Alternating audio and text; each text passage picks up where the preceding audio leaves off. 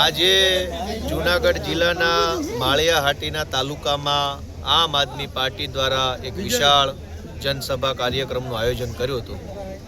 માળિયા હાટીના તાલુકાના પીઢ આગેવાન સમાજના તમામ વર્ગોને હંમેશા માટે ઉપયોગી બની અને જેમણે લાંબા સમય સુધી જાહેર જીવનની અંદર સેવા કરી છે એવા બચુબાપુ સિસોદિયા અને એમની સાથે માળિયા તાલુકાના અલગ અલગ ગામના અલગ અલગ જ્ઞાતિના ખૂબ મોટી સંખ્યામાં આગેવાનો આજે આમ આદમી પાર્ટીમાં જોડાયા છે।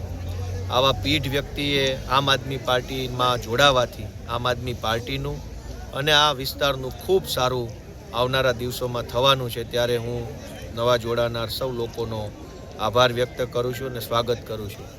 માળિયા વિસ્તારની અંદર અને આ આખા જિલ્લાની અંદર ખૂબ મોટા પ્રમાણમાં ખેતી સાથે સંકળાયેલા લોકો રહે છે, જેમાં ખેડૂત પણ છે, ખેતી મજૂરી કરતા લોકો પણ છે અને ખેતી સાથે સંકળાયેલ ધંધો વેપાર કરતા લોકો પણ છે।